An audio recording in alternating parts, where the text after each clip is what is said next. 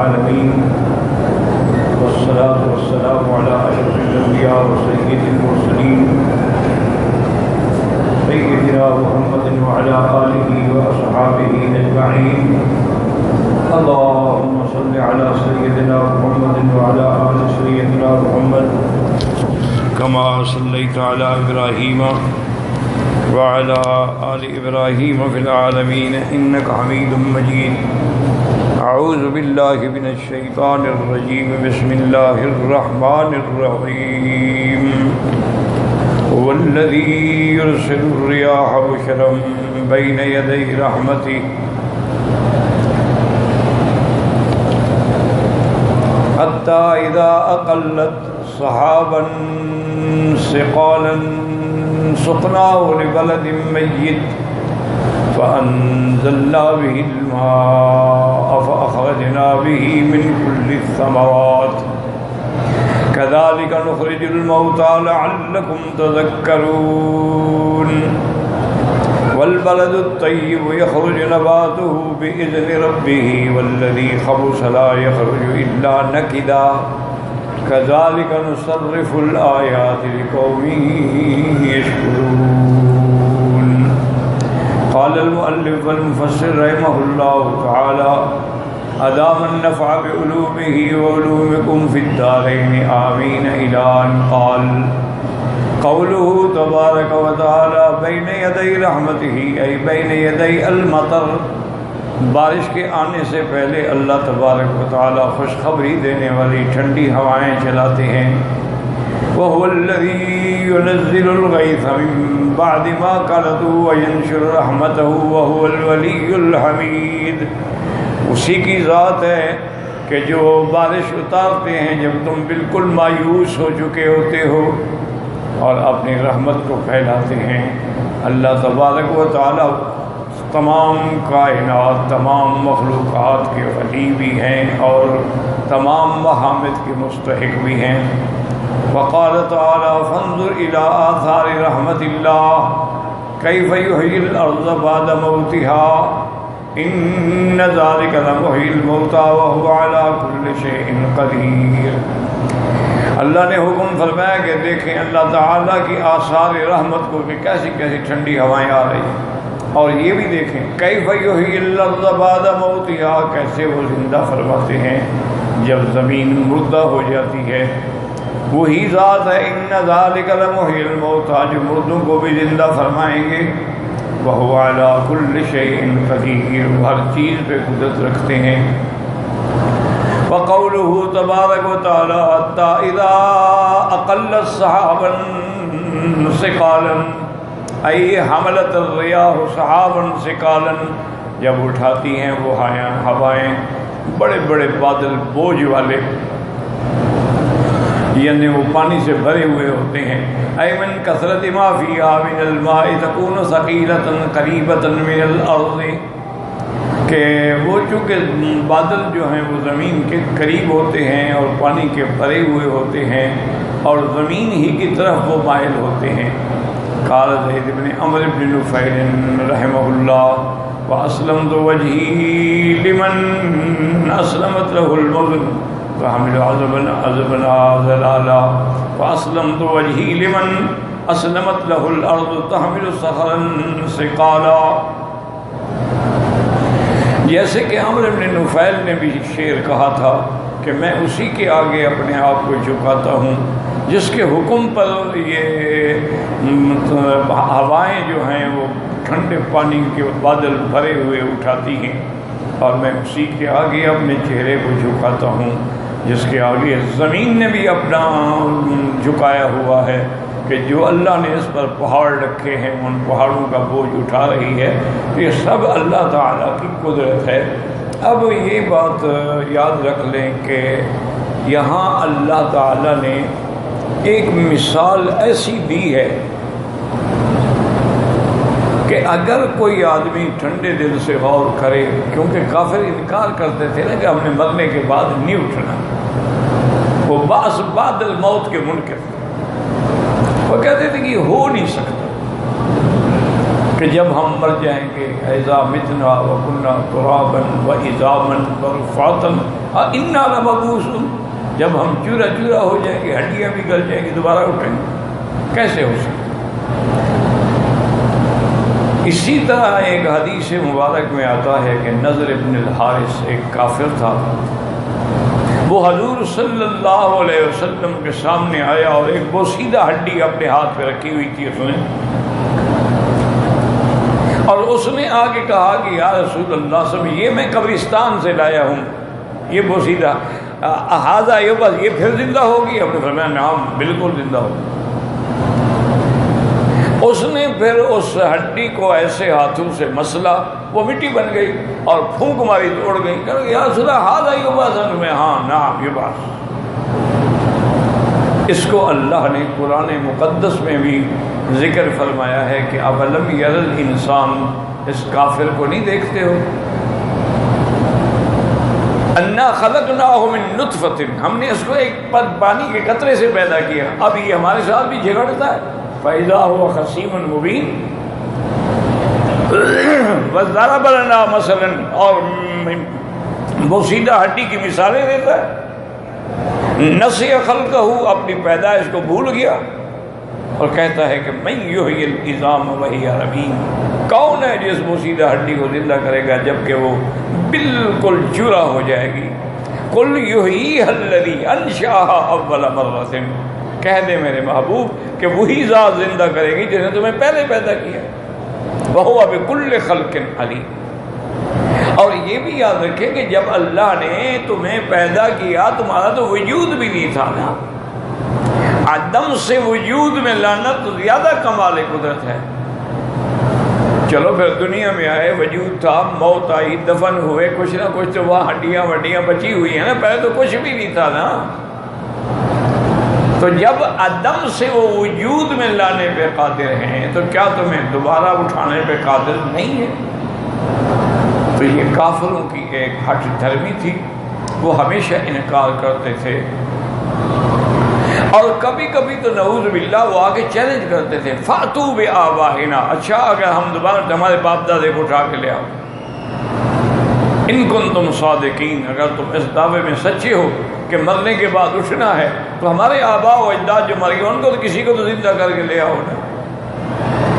تو یہ جہالت ہے اور یہ ضد ہے۔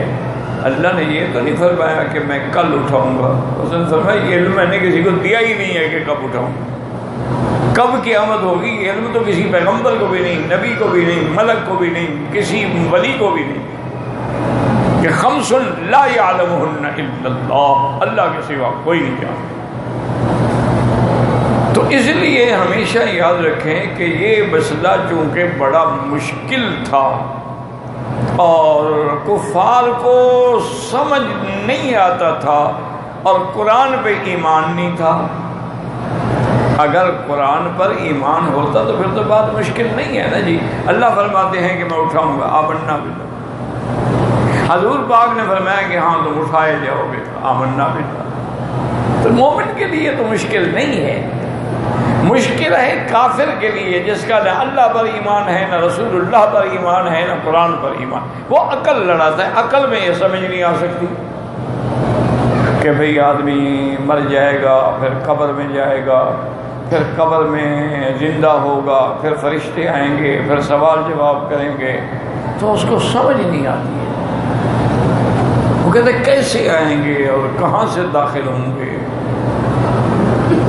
تو وہ عقل جب لڑاتا ہے تو یہ بات تو ماورائے عقل ہے، خلاف عقل نہیں، ماورائے عقل، یعنی وہاں ہمارے عقل کی رسائی نہیں ہے، ہمارا عقل پہنچتا نہیں۔ اور جس کا ایمان ہے وہ کہتے ہیں بالکل ہو۔ اچھا وہ کہتے ہیں جی کہ پھر عذاب قبر ہوگا، بھائی قبر میں کیسے عذاب؟ اسی لیے بعض معتزلہ نے بھی عذاب قبر کا انکار کر دیا، انہوں نے کہا کوئی عذاب شذاب نہیں قبر میں، بندے مر گئے، بات ختم ہو گئی۔ مومن ہے تو اس کا روح علیین میں چلا گیا، کافر ہے تو روح سجین میں چلا گیا، عذاب کس کو ہوتا ہے؟ تو یہ ان کی ضد ہے، ہٹ دھرمی ہے، ورنہ صحیح حدیثوں میں موجود ہے کہ اللہ تعالیٰ اس کے روح کو لوٹاتے ہیں اس کے جسد میں، اب لوٹانے کا ایک معنی تو یہ ہوتا ہے کہ روح پھر دوبارہ جسد میں آ جاتی ہے، اور ایک معنی یہ ہوتا ہے کہ وہ جہاں بھی ہو اس کا اشراف اپنے جسد پہ ہو جاتا ہے، جیسے سورج جہاں بھی ہو اس کی روشنی ہمیں پہنچ جاتی ہے، چاند جہاں بھی ہو اس کی روشنی ہمیں پہنچ جاتی ہے، ارواح جہاں بھی ہوں تو ان کا اشراف اپنے جسد کے ساتھ ہو جاتا ہے، پھر فرشتے آتے ہیں، پھر اس کو اٹھا کے بٹھلاتے ہیں، پھر اس سے سوال کرتے ہیں کہ من ربک ما تقول فی من ربک ما دینک ما تقول فی حق ھذا الرجل الذی بعث فیکم۔ تو اس لیے اللہ نے ایک ایسی مثال دی ہے کہ دیکھو زمین ہے، مردہ پڑی ہے، اس میں کچھ بھی نہیں ہے، پھٹ جاتی ہے، بعض اوقات زمین جو ہے نا جی پانی نہ ملے مدت تک زمینیں پھٹ جاتی ہیں، تو پھر اللہ اپنی رحمت سے اس پہ بارش برساتے ہیں۔ جب بارش برستی ہے تو وہ مردہ زمین زندہ ہو جاتی، پھر اللہ تعالیٰ اس سے من کل الثمرات ہر قسم کے پھل پیدا کرتے ہیں، کہیں گندم لہلہا رہی ہے، کہیں جو ہے، کہیں کپاس ہے، کہیں باغ ہے، کہیں کنو ہے، کہیں آم ہے، کہیں جموں ہے، کہیں مالٹا ہے، کہیں لیمو ہے، سب درخت نکل آئے ہیں۔ تو اس لیے اللہ نے فرمایا کہ یہ تو تیرے سامنے ہے نا، تمہارے سامنے زمین مردہ پڑی تھی، اس پہ پانی برسا زندہ ہو گئی، تم نے اس میں بیج ڈالا پھوٹ پڑا، تو اگر اللہ اس پہ قادر ہے تو اتنی بڑی 6 فٹ کی لاش کو دوبارہ بنانے میں قادر ہے، اتنے چھوٹے سے بیج کو تو زندہ کر سکتا ہے، لیکن اتنے 6 فٹ کے بندے کو دوبارہ زندہ نہیں کر سکتا ہے۔ اور دوسرا ان کا اشکال جو ہے نا وہ یہ بھی تھا کہ بھئی مر جانے کے بعد ہڈیاں گل گئیں، پھر بارشیں آئیں، سیلاب آئے، تو اس کے ہر چیز کو بہا کے لے گئی، پھر وہ کیسے جمع ہوگی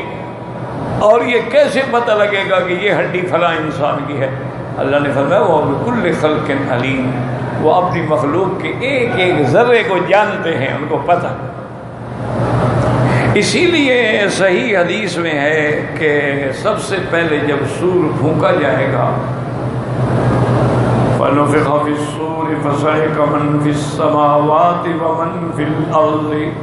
إِلَّا مَن شَاءَ اللَّهُ۔ سور پھونکا جائے گا، سب کچھ ختم، کچھ بھی باقی نہیں، انسانوں پہ موت آ گئی، حیوانوں پہ موت آ گئی، فرشتوں پہ بھی موت آ گئی، کوئی نہیں بچے۔ ثم نفخ فی اخری فاذا هم قیام ینظرون، پھر دوبارہ سور پھونکا جائے گا تو سب اپنے قبروں سے کھڑے ہوئے دیکھ رہے ہوں گے۔ یاد رکھو کہ بین النفختین، 2 سور پھونکنے کے درمیان میں 40 سال کا وقفہ ہوگا، اور یہ 40 سال متواتر بارش برستی رہے گی، اور اس بارش کے پانی سے جیسے اللہ ہر چیز کو پانی سے زندہ کرتے ہیں، وہ ہر چیز کو اکٹھا بھی کرے گی اور اس میں پھر زندگی کے آثار بھی پیدا ہوں گے۔ تو اس لیے جب دوبارہ سور پھونکا جائے گا سب اپنی قبروں سے کھڑے ہوں گے اور بالکل یعنی دفعتاً کھڑے ہو جائیں گے، فَإِذَا هُمْ قِيَامٌ يَنظُرُونَ، اور اس کے بعد پھر اگلا حساب شروع ہوگا، میدان محشر میں آئیں گے۔ تو اس لیے اللہ نے فرمایا تیرے سامنے سب کچھ ہو رہا ہے، تم اس کو نہیں سمجھتے ہو کہ کیسے ہم نے اس کو زندہ کیا ہے؟ تو اتنی بڑی زمین کو زندہ کرنے میں قادر ہیں، تو ایک انسان کو زندہ کرنے میں قادر نہیں؟ بلا وہ قادر ہیں، وہ جب چاہیں گے بس صرف حکم دیں۔ اچھا حکم بھی کیا ہے؟ یاد رکھو کہ نفخ سور، نفخ سور کا کیا معنی ہے کہ سور میں اللہ کے حکم سے فرشتہ پھونک مارے گا۔ اسی لیے حضور نے فرمایا نا کہ وہ سور جو ہے نا اس پر فرشتے نے اپنا منہ رکھا ہوا ہے، رافع بصرہ الی السماء، آسمان کی طرف آنکھیں ہیں، متی یؤمر ینفخ، کب حکم ہوتا ہے کہ میں سور پھونکوں؟ اچھا جب دوبارہ زندہ کریں گے تب بھی سور پھونکا جائے، اور پھر ساری کی ساری مخلوق جو ہے وہ کھڑی، اور پھر حضور پاک نے اتنی بڑی وضاحت کی کہ سب سے پہلے میری قبر مبارک کھلے گی اور سب سے پہلے میں اٹھوں گا، میرے ساتھ عیسیٰ ابن مریم ہوں گے، میرے ساتھ ابی بکر عمر ہوں گے۔ اور فرمایا کہ پھر میں بقیع الغرقد یعنی مدینہ منورہ کے قبرستان پہ آؤں گا تو وہاں بھی یہاں حضور کی قیادت میں آئیں گے، وہاں حضرت عثمان کی قیادت میں وہ آئیں، یاد رکھو۔ یعنی روضہ مبارک سے تو حضور پاک چلیں گے نا، اور ادھر حضرت عثمان جب کھڑے ہوں گے، چونکہ وہ خلیفہ راشد ہیں، ثالث الخلفاء ہیں، داماد النبی المصطفیٰ ہیں، ذی النورین ہیں، تو وہ سارے جنت البقیع الغرقد ان کی سیادت کے تابع کھڑے ہوں گے۔ اسی میں حضور کے ازواج مطہرات ہیں، اسی میں اہل بیت رسول اللہ ہے، اسی میں صحابہ ہیں، اسی میں تابعین ہیں، اسی میں ائمہ محدثین مجتہدین و فقہاء علماء ہیں، سب کھڑے ہوں گے۔ فرمایا ثم انتظر لأہل مکہ تھا، پھر میں مکے والوں کا انتظار کروں گا، اور مکے والے بھی چل پڑیں گے، چونکہ اٹھیں گے تو سارے ایک وقت میں نا، اور جب مکے والے آ جائیں گے اجعلہم علی یمینی وآل المدینۃ علی شمالی، مکے والوں کو دائیں ہاتھ پہ، مدینے والوں کو بائیں ہاتھ پہ، ثم اسوقہم الی المحشر، پھر میں ان کو لے کے میدان محشر کی طرف جاؤں گا، اور میدان محشر جو ہے وہ شام ہوگا، بیت المقدس۔ تو جب اللہ کے پیغمبر نے اتنی بڑی وضاحت فرما دی ہے تو پھر کافر ہی انکار کر سکتا ہے، ورنہ جس کو اللہ نے عقل سلیم دیا ہو نا جی، یعنی مسلمان بھی نہ ہو لیکن عقل سلیم ہو اور قول کرے تو اس کو ماننا پڑتا ہے کہ اللہ اگر ان چیزوں کے پیدا کرنے پہ قادر ہے تو ہر چیز کے پیدا کر دے۔ اور ایک بات اس میں یاد رکھیں کہ دو قول ہیں، ایک تو یہ ہے کہ بارش بادلوں سے آتی ہے، جیسے ابھی ہم پڑھ رہے ہیں اقلت صحابت ثقالا، بوجھل بادل اٹھا کے ہوا، سقناہ لبلد میت، پھر ان بادلوں کو ہم مردہ زمین کی طرف چلاتے ہیں تو بارش بادلوں سے برستی ہے۔ اسی طرح ایک دوسری آیت مبارک میں بھی ہے اَأَنْتُمْ أَنزَلْتُمُوهُ مِنَ الْمُزْنِ أَمْ نَحْنُ الْمُنزِلُونَ، کیا تم بارش کو بادلوں سے اتارتے ہو کہ ہم اتارتے ہیں؟ تو وہاں بھی یہی معلوم ہوتا ہے کہ بارش جو ہے وہ بادلوں سے ہوتی ہے۔ اچھا، اور بعض آیات میں جو آیا ہے نا کہ بارش آسمان سے ہوتی ہے، تو اس میں بھی مفسرین کے دو قول ہیں۔ ایک تو یہ ہے کہ وہاں بھی سما سے مراد بادل ہیں، کیونکہ جو بھی تیرے اوپر جیسے چھت ہے وہ بھی سما ہے، تو کل من علا کا جو چیز ہمارے اوپر ہے وہ سما کہلاتی ہے، چونکہ بادل ہمارے اوپر ہوتے ہیں اس لیے وہ بھی سما کہلاتے ہیں۔ اور بعض محققین نے فرمایا کہ نہیں، اللہ کے عرش کے نیچے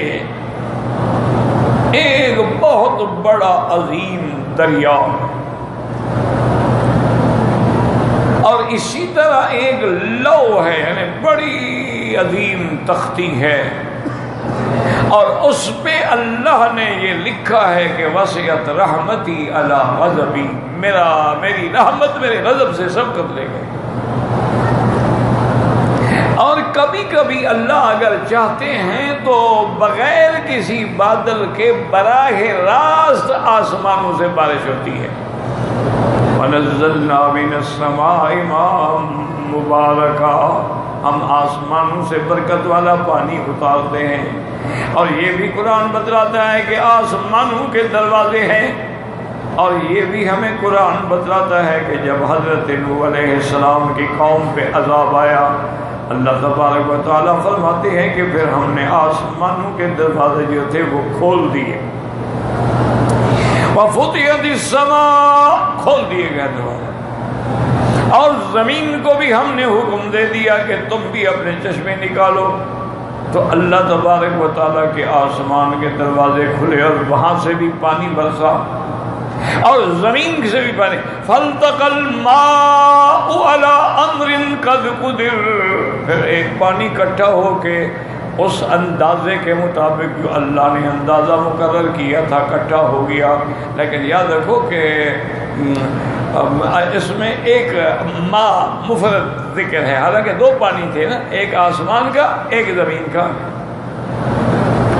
تو یہاں معان ہوتا، لیکن اللہ فرمایا ما وجہ کیا ہے کہ جب آسمان کا پانی اور زمین مل گئے تو ایک جنس ہو گئے نا، اب تو وہ ایک ہی ہے، ایک ہی قسم ہے۔ ایسے فرمایا فَالْتَقَى الْمَاءُ عَلَىٰ أَمْرٍ قَدْ قُدِرَ، کہ پھر وہ اللہ کے حکم کے مطابق پانی ہے تو وہ قوم نوح کے گھر کا سبب بنا۔ تو بعض علماء کہتے ہیں کہ اللہ کبھی کبھی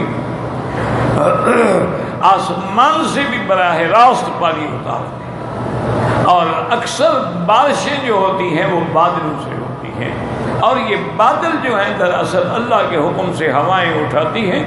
اور اوپر جا کے وہ بادل بنتا ہے، اور پھر بادلوں کو چلانے کے لیے بھی اللہ نے فرشتوں کی ڈیوٹی رکھی ہوئی ہے کہ وہ فرشتے اس کو چلاتے ہیں، اللہ کے حکم پہ وہاں لے جاتے ہیں جہاں انہوں نے برسنا ہوتا۔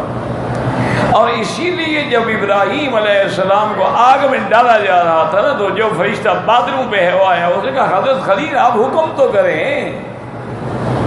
بادلوں پہ میرا کنٹرول ہے، میں سارے بادل برسا دیتا ہوں، 1 منٹ میں یہ آگ بجھ جائے گی، کیا کریں گے؟ آپ نے فرمایا نہیں لا حاجت لی، مجھے تمہاری ضرورت ہی نہیں، میں نے تمہیں بلایا ہے، ٹھیک ہے جی بس یہ ہے نا مقام توحید۔ تمہیں تو کوئی پیر کہہ دے نا جی ہاں تمہارے گھر میں وہ جو کالی بلی نظر آتی ہے تم پر بلا آنے والی ہے، بس ڈر گئے، اور آنکھ پھڑک گئی تو ڈر گئے، کوا اڑ گیا تو پیغام مل گیا۔ ہمارے تو عقیدوں کا یہ حال ہے نا، یہ ہے توحید کہ فرشتے آگے کہتے ہیں کہ حضرت خلیل حکم تو کرو، پہاڑوں کا فرشتہ ہے، حکم دو میں دونوں پہاڑوں کو ملا دوں، تمہارے دشمن اندر چیخ چیخ کے مر جائیں، پس جائیں۔ جبریل آئے اور اللہ حاجت تمہاری بھی ضرورت نہیں ہے، تو اس نے کہا ابراہیم یہ تو مہربانی کرو کہ خدا سے دعا تو مانگو نا، مشکل وقت میں اللہ ہی دعا سنتا ہے، اس سے بڑا مشکل وقت کیا ہوگا کہ اللہ کے پیغمبر کے کپڑے اتار دیے گئے ہیں، منجنیق میں بیٹھے ہیں اور نیچے نیلوں میں آگ جل رہی ہے۔ تو حضرت ابراہیم مسکرائے اور فرمایا جبرائیل کیا اللہ کو خبر ہے کہ یہ آگ جل رہی ہے، ابراہیم کو ڈال رہے ہیں منجنیق میں بٹھا، اللہ جانتے ہیں؟ اور ایک ہاں جانتے ہیں، کہ جب جانتے ہیں پھر اس کو کہنے کی کیا ضرورت ہے، پھر کہنے کی کیا ضرورت ہے؟ اگر وہ میرے جلانے پہ راضی ہیں تو میں جلنے پہ راضی ہوں، بات ختم ہو گئی۔ اگر اللہ مجھے جلانے پہ راضی، جو کہ سب کچھ دیکھ تو رہے ہیں، جو جانتا ہو پھر اس سے کیا سوال کرنا ہے؟ یہ ہے توحید کا مقام، اللہ ہر مسلمان کو نصیب فرمائے۔ ورنہ آج کل تو بھائی آپ دیکھ رہے ہیں قبروں پہ بھی سجدے ہیں، درختوں کے آگے بھی سجدے ہیں، دریاؤں کے آگے بھی سجدے ہیں، اور ہندو قوم تو سانپ کو بھی سجدہ کرتی ہے، کوئی بچھو بڑا نظر آ جائے اس کو بھی سجدہ کرتی ہے، اور گائے کو بھی گاؤ ماتا سمجھتی ہے کہ ہماری ماں ہے۔ ماشاءاللہ اپنی ماں گھر میں بھوکھی مرے اس کا کوئی فکر نہیں، اس ماں کا بڑا فکر ہے۔ تو اس لیے اللہ نے فرمایا کہ سب کچھ تیرے سامنے، پھر اگر انکار کرتے ہو تو پھر جہنم کا انتظار کرو۔ اس لیے فرماتے ہیں کہ حتی اذا قلت صحابا ثقالا سقناه لبلد میت فاخرجنا به من كل الثمرات كذلك نخرج الموتى، اسی طرح ہم موتى کو بھی قبروں سے اٹھائیں گے۔ اے کما احیینا هذه الارض بعد موتها كذلك نحيي الاجساد بعد سیرورتها رمیما یوم القیامہ۔ اللہ نے فرمایا جیسے ہم نے اس مردہ زمین کو زندہ کیا ہے، اسی طرح ان اجساد کو جو مٹی میں مل گئے، جو چورا چورا ہو گئے قبروں کے اندر، ان کو بھی اللہ تبارک و تعالی زندہ فرمائیں گے۔ ینزل اللہ سبحانہ و تعالی ما من السماء فتمطر الارض 40 یوما فتنبت منه الاجساد في قبورها كما ينبت الحب في الارض۔ اب مفسر فرماتے ہیں کہ اللہ تعالیٰ آسمانوں سے پانی نازل فرمائیں گے، بارش ہوگی 40 دن، اور پھر یہ اجساد جو جسد جو جسے بالکل ریزہ ریزہ یہ پھر زندہ ہوں گے، جیسے کہ دانہ زمین میں زندہ ہوتا ہے. وَهَذَا الْمَعْنَى كَثِيرٌ فِي الْقُرْآنِ يَضْرِبُ اللَّهُ مَثَلًا لِيَوْمِ الْقِيَامَةِ بِإِحْيَاءِ الْأَرْضِ بَعْدَ مَوْتِهَا. اب مفسر فرماتا ہے کہ اس معنی کے مطابق جو ہے قرآن پاک کے اندر بہت ساری آیات ہیں جس میں اللہ تبارک و تعالیٰ ذکر فرماتے ہیں کہ کیسے ہم نے زمینوں کو زندہ فرمایا. کیوں؟ لعلکم تذکرون، تاکہ تم شاید نصیحت پکڑ لو. اور آگے اللہ فرماتے ہیں کہ جب آسمان سے زمین پہ بارش برستی ہے تو پھر زمین کی بھی قسمیں ہیں. بعض زمین اچھی ہوتی ہے، بعض زمین شور. اسی طرح جب قرآن کی بارش ہوتی ہے نا تو تمہارے دلوں کی زمینیں بھی مختلف ہیں. بعض ایسی زمینیں ہیں ماشاءاللہ قرآن سنتے ہی فوراً اسلام لے آتے ہیں، اور بعض ایسے کافر بھی ہیں جو بار بار قرآن سنتے رہے لیکن اسلام نہ لے آئے، بلکہ ان کو کفر اور ضلال جو تھا وہ زیادہ بڑھ گیا، بلکہ مذاق کرتے تھے قرآن سن کر. فرمایا والبلد الطیب یخرج نباتہ بإذن ربہ، ای والارض الطیبۃ یخرج نباتہا سریعا حسنا. جو اچھی زمین ہوتی ہے اس سے فوراً پھل نکل آتے ہیں اللہ تعالیٰ کے حکم سے. جیسے کہ اللہ فرماتے ہیں انبتناها نباتا حسنا والذی خبث لا یخرج الا نقدا. اور جو زمین خراب ہوتی ہے جیسے شور کلر ہوتا ہے تو وہ پانی سے اور زیادہ خراب ہو جاتی ہے. قال مجاہد وغیرہ کالصباغ، وہ زمین جو شور والی ہے. ونحوها. وقال علی ابن ابی طلحہ عن ابن عباس فی الآیت هذا مثل ضربہ اللہ للمؤمن والکافر. اللہ نے یہ مثال دی ہے مومن اور کافر کے لیے کہ مومن کا دل جو ہے اس کی زمین جو ہے وہ ٹھیک ہوتی ہے جب قرآن کی بارش ہوتی ہے تو اللہ کے آگے جھک جاتا ہے، اللہ پر ایمان لے آتا ہے. دیکھا نہیں کہ حضرت عمر جیسا آدمی جو اپنی شدت میں سختی میں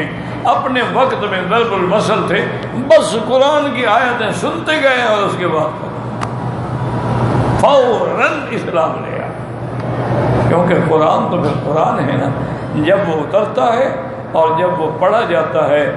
وہ ایک ایسا اثر. لیکن شرط یہ ہے کہ آگے دل بھی تو ہونا ماننے والا. اگر دل ہی کافر کا ہو تو اور کفر بڑھے گا. جیسے کہ قرآن میں آتا ہے کہ جہنم میں اللہ تبارک و تعالی شجرۃ الزقوم، کافروں کو کھانے کے لیے زقوم کے درخت، زقوم کا درخت ہے یہ تھوہر کا درخت ہو، لیکن وہ جہنم کی تھوہر ہے، وہ تو اور بلا ہے نا. تو ابو جہل نے کیا کیا؟ نعوذ باللہ قرآن کا مذاق اڑایا، کہنے کا اچھا حضور ہمیں ڈراتے ہیں زقوم سے کہ زقوم نے کہا کہ زقوم پتہ ہے کیا ہوتا ہے کہ اگر مکھن میں شہد ڈال لو یہ زقوم ہے. اس لیے جب اس کے پاس مہمان آتے تو اپنی بانی کو کہتا کہ زقوینی، ہمیں زقوم کھلاؤ،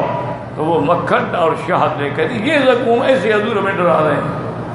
تو الٹا مذاق بنا. جب اللہ نے فرمایا کہ علیہا 19 جہنم پر 19 فرشتے ہیں، ابو جہل اور کافر ہنسنے لگ گئے. ایک ان کا پہلوان تھا کلدہ، بڑا طاقتور آدمی تھا، اور کہنے لگا مکے والوں حضور نے بتلا دیا ہے کہ جہنم پر دروغے جو ہیں وہ 19 ہوں گے، 10 کو تو میں گرا دوں گا نا، باقی 9 کو تم سنبھال لینا. سارے ہنس رہے ہیں، مذاق کر رہے ہیں.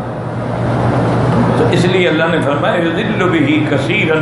ویہدی بہ کثیرا. قرآن پڑھنے سے بعض گمراہ ہو جاتے ہیں اور بعض کو ہدایت نصیب ہوتی ہے.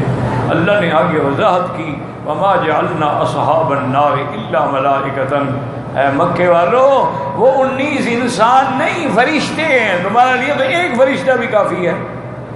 تم کیا سمجھ رہے ہو وہ انسان ہے ہم گرا دیں گے، ہم پکڑ لیں گے، ہم کیا کریں گے؟ ایک فرشتہ بھی تمہارے لیے کافی ہے. فرشتے کی تو اتنی بڑی طاقت ہے کہ اس نے قوم لوط کی بستیوں کو، حضرت جبریل فرماتے ہیں اللہ طرف جناحی، میں نے اپنے پر کے کنارے سے اٹھا لیا، یعنی سارا پر بھی استعمال نہیں کیا.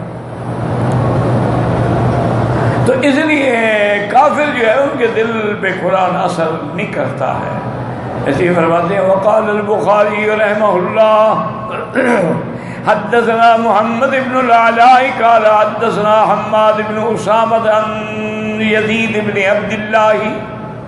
عن ابی بردۃ عن نبی موسیٰ رضی اللہ تعالی عنہ قال قال رسول اللہ صلی اللہ علیہ وسلم مثل ما بعثني الله به من العلم والهدى كمثل الغيث الكثير أصاب أرضا فكانت منها نقية قبلت الماء فأنبتت الكلاء والعشب الكثير وكانت منها أجاذب أمسكت الماء فقال لا نفع الله بها الناس فشربوا وسقوا وزرعوا وأصاب منها طائفة أخرى إنما هي كيان لا تمسك ماء ولا تنبت قلاء. حضرت بخاری رحمۃ اللہ علیہ فرماتے ہیں سند سے کہ ابی موسیٰ شریف فرماتے ہیں رضی اللہ تعالیٰ عنہ کے حضور نے فرمایا کہ میری مثال ایسی ہے کہ اللہ تعالیٰ نے مجھے علم ہدایت دے کے بھیجا ہے جیسے کہ اللہ تبارک و تعالیٰ بہت بارش برساتے ہیں وہ زمین کو پہنچتی ہے فکانت منہا نقیۃً بعض زمینیں بہت اچھی ہوتی ہیں قبلت الماء پانی کو قبول کرتی ہیں فانبتت الکلاء والعشب الکثیر پھر اس سے گھاس وغیرہ ہر چیز بڑی روانی سے نکلتی ہے وکانت منها اجادب امسکت الماء بعض زمینیں ایسی سخت ہوتی ہیں لیکن پھر بھی وہ پانی کو اپنے اوپر محفوظ رکھتی ہیں لوگ اس پانی سے بھی نفع اٹھاتے ہیں پانی پیتے ہیں پانی بھرتے ہیں دوسری زمینوں کو پانی پہنچاتے ہیں اور ایک زمین ایسی ہوتی ہے کہ نہ تو پانی کو روکا اور نہ اندر پانی جذب ہوا کہ کچھ پیدا ہو بلکہ اس کا شور اور بڑھ گیا تو اللہ نے یہ مثال دی ہے فذالک مثل من فقہ فی دین اللہ ونفعہ ما بعثنی اللہ بہ فعلم وعلم. حضور نے فرمایا مثال ایسی ہے کہ جس نے دین کو سمجھ لیا اللہ نے اس کو پھر نفع دیا ہے جو چیز میں لے کے آیا تو اس نے میرے قرآن کو میرے علم کو پڑھا پھر آگے پڑھایا فعلم وعلم ومثل من لم يرفع بذلك راسا. اور بعض ایسے بھی ہوتے ہیں جو قرآن سننے کے لیے اپنی گردن بھی اونچی نہیں کرتے ہیں فلم يقبل هدى الله الذي ارسلت به اور وہ اس ہدایت کو قبول ہی نہیں کرتے جو اللہ نے مجھے دے کے بھیجی ہے تو ان کا نتیجہ وہی ہوتا ہے جیسے شور زمینوں کا ہوتا ہے. رواہ مسلم والنسائی من طرق عن ابی اسامہ حماد بن اسامہ بہ. تو اللہ تعالی نے قرآن میں بڑے مثالیں بیان تلک الامثال نضربها للناس کہ ہم مثالیں بیان کرتے ہیں تاکہ لوگ اس میں غور کریں. تو یاد رکھیں کہ پہلے ہم نے یعنی جیسے کہ آپ نے پڑھا ہے کہ قیامت کے احوال پڑھے جنت جہنم والوں کا مکالمہ پڑھا اصحاب اعراف کا ذکر پڑھا اور اس کے بعد کافروں کا چیخ کے جنت والوں سے اللہ کا پانی اور نعمت مانگنے کا ذکر کیا لیکن مومنین نے ان کو جواب دیا کہ تمہارے لیے اللہ نے یہ چیزیں حرام کر دی ہیں. اب اس کے بعد پھر اللہ تبارک و تعالی نے فرمایا کہ کیا یہ اس وقت کا انتظار کر رہے ہیں کہ جب قیامت آئے گی. لیکن جب قیامت آئے گی پھر کیا فائدہ ہوگا جب سورج مغرب سے طلوع ہوگا تو توبہ کے دروازے بند ہو جائیں گے. یہ ساری آیات ہم نے پڑھی. پھر اس کے بعد اللہ نے اپنی قدرت کاملہ کا ذکر فرمایا کہ رب تمہارا وہ ہے کہ جس نے آسمانوں اور زمینوں کو 6 دنوں کے اندر پیدا کیا ثم استوى علی العرش پھر عرش پہ مستوی ہوئے کما یلیق بشانہ. پھر اللہ نے بتایا دیکھو رات دن کے پیچھے ہے دن رات کے پیچھے ہے کبھی رات دن کو ڈھانپ لیتی ہے کبھی دن رات کو ڈھانپ لیتا ہے. تو جیسے یہ تغیر ہے اسی طرح یہ دنیا ختم ہو جائے گی اور عالم آخرت جو ہے وہ آ جائے گا۔ فتبارک اللہ رب العالمین۔ پھر اس کے بعد اللہ تبارک و تعالی نے ہمیں حکم دیا کہ جب سب کا خالق اللہ ہے، مالک اللہ ہے، متصرف اللہ ہے، الا لہ الخلق والامر، پھر مخلوق بھی اسی کی ہے، حکم بھی اسی کا ہے، تو اب اس کا نتیجہ کیا نکلا کہ ادعوا ربکم، اپنے رب کو پکارو۔ پھر پکارنے کا طریقہ بھی بتایا کہ جب دعا مانگو تضرعا و خفیۃ، بڑا گڑ گڑا کے عاجزی سے اور آہستہ آہستہ دعا مانگا کرو۔ اللہ تبارک و تعالی لا یحب المعتدین، اعتداء تجاوز کرنے والوں کو پسند نہیں کرتے۔ پھر اللہ نے حکم دیا کہ ولا تفسدوا فی الارض بعد اصلاحها، قرآن اترنے کے بعد، میرے نبی کے آنے کے بعد جو زمین میں امن ہوا، سکون، اس کو نہ بگاڑو۔ وَادْعُوهُ خَوْفًا وَطَمَعًا، اللہ سے دعا مانگو لیکن اس میں ڈر بھی ہو کہ پتہ نہیں اللہ منظور نہ فرمائے، امید بھی ہو کہ اللہ منظور فرما لے، وہ رحیم ہے، کیونکہ ایمان ہوتا اسی کا نام ہے، الایمان بین الخوف والرجاء، کہ ڈر بھی ہو امید بھی ہو۔ پھر اللہ پاک نے فرما دیا ان رحمت اللہ قریب من المحسنین، اور اللہ تبارک و تعالیٰ کی رحمت جو ہے وہ بالکل نیک لوگوں کے تو گویا انتظار میں بیٹھی ہوئی ہے، اتنا قریب ہے۔ پھر اللہ نے اپنی قدرتوں کا نمونہ بیان کیا، مثال دی کہ جو بارشوں کو بھیجتے ہیں، ہواؤں کو چلاتے ہیں، مردہ زمینوں کو زندہ کرتے ہیں، تو جیسے زمین زندہ ہوتی ہے اللہ تعالیٰ قرآن بھیجتے ہیں۔ اس لیے جبریل کا لقب کیا ہے؟ روح، نزل بہ الروح الامین، قرآن روح ہے نا، وَكَذَلِكَ أَوْحَيْنَا إِلَيْكَ رُوحًا مِّنْ أَمْرِنَا۔ ان سارے اذکار کے پڑھنے کے بعد اب اللہ تبارک و تعالی اپنے پیغمبروں کے واقعات بیان فرماتے ہیں، اور وہ واقعات بھی عبرت کے لیے ہیں، نصیحت کے لیے ہیں، موعظت کے لیے ہیں، وہ قصے کہانیاں نہیں ہیں۔ تو چونکہ سب سے پہلے پیغمبر حضرت نوح علیہ السلام ہیں، تو اب اللہ اسی سے ذکر فرماتے ہیں ارسلنا نوحا الی قومہ۔ زندگی باقی انشاءاللہ تو بات باقی، واللہ اعلم۔